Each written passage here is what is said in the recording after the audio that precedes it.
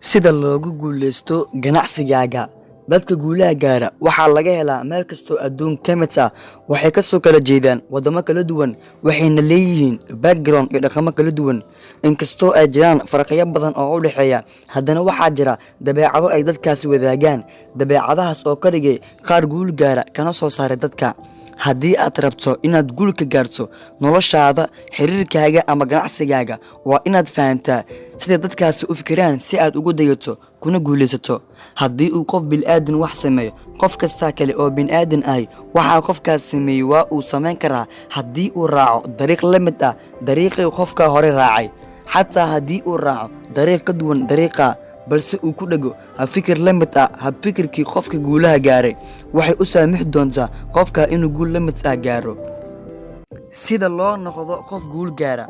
Ka soo qaad inaad tahay qof Ilaahay haybad siiyey, karti leh oo caqli badan, balse aad dhowr jeer wax isku dayday aad ku fashilantay. Miyaanay suurtagal ahayn in waxa aad ka niyad jabto oo aad ka harto? Haa, dadka caadiga ah suurtagalnimada ay ku niyad jabi karaan waa mid badan, balse dadka guusha u jajaban marnaba ma rajo dhigaan.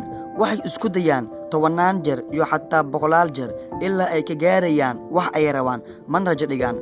Dabcan waa bil'aadan caadi ah, way baqdaan, way niyad jabaan, wayna ooyaan, xataa way murugoodaan, balse dhammaan dareenadaas kama hor istaagaan inay hore u socdaan. Haddii aad rabto inaad guul ka gaarto ganacsigaaga, waa in aad barataa sida loo rajo dhigan aan loo quusan marka aad guuldaraysato. Maxay dadka qaar iskudaygooda u sii wadaan? Maxaa sababa in dadka qaar iskudaygooda sii wadaan inkastoo ay guuldarooyin badan la kulmaan? Dadka ganacsigooda guul ka gaara waxay rumaysan yihiin fikirkooda iyo riyooyinkooda. Taasina waa sababta ay fashilka iyo guuldarrada ugu arkaan oo kaliya jawaab celin fiican iyo cashiro xaggii ay ugu arki lahaayeen ama ay ugu tixgelin lahaayeen war xun. Waxay og yihiin in maalin haddii uu Alle ku simo ay riyooyinkooda ka dhaweyn doonaan. Waxay intaa raadinayaan oo ay baadigoobayaan habkii ay ugu hirgeli lahaayeen riyooyinkooda. Taasina waa sababta aanay u quusan kadib markay guuldaraystaan, sababtoo ah waxay u tixgeliyaan habkii hore ee ay ku guuldaraysteen inuu hab qaldan ee aanay ku gaari karin wax suurtagal ah oo la gaaro. Haddii aad rabto inaad guul ka gaarto ganacsigaaga, waa inaad aamintaa oo aad niyadda u haysaa wax aad qabanayso, sababtoo ah haddii aadan adiga rumaysnayn, qof kale ma rumaysan karo. Siduu qofka mar labaad u istaagi karaa markuu guuldaraysto? Mararka qaar qof hore guul u gaaray ayaa wuxuu wajahaa dhibaatooyin dhulka la gala guushiisa oo baabi'iya. Dadka ganacsiyada leh mararka qaar way kacaan, mararka qaar ganacsigaba way ka baxaan iyadoo ugu wacan tahay sababo aan filinayn. Waxayna ku noqdaan xaggii ay ugu horreysay oo ay marka hore ka soo bilaabeen, iyadoo ugu wacan tahay isbeddel weyn oo si kadis ah ugu yimid.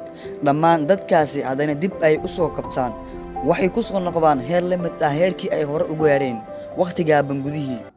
Haddaba su'aashu waxay tahay, sidee bay dadkan dib ugu dhisaan hantidooda iyo ganacsigooda dhowr sano kadib markay dhammaan khasaaraan? Sidee bay dadkani mar kale u soo kabtaan kadib markay masiibooyin waaweyn ku dhacaan? Sababtoo ah waa dad adkaysi badan, mar kale ayay kacaan mar kasta oo ay guuldaraystaan iyagoon dareemin caawin la'aan iyo ciirsi la'aan. Haddii aad rabto inaad guul ka gaarto ganacsigaaga, waa inaad noqotaa qof adkaysi leh oo u adkaysta naxdimaha iyo dib u dhacyada nolosha, oo aanay guuldarooyinka ku joojin. Mar kasta oo aad khasaartana dib u soo kacda adoo ka fogaanaya khaladaadkii hore ee kuugu sababay inaad khasaarto. Waad ku mahadsan tahay daawashada muuqaalkan. Tan iyo muuqaalka la xiga, waxaan ku rajeynayaa in talooyinkan ay ku anfaceen. Fadlan haddii aad ku cusub tahay channelkan, subscribe saaro oo ku xirnaa mar walba. Muuqaalkan like saar oo share garee la wadaag asxaabta aad la jeceshahay horumarka. Tan iyo muuqaalka la xiga, waa anigoo ah Qaasim oo dal leh sida ay nabadgelyo.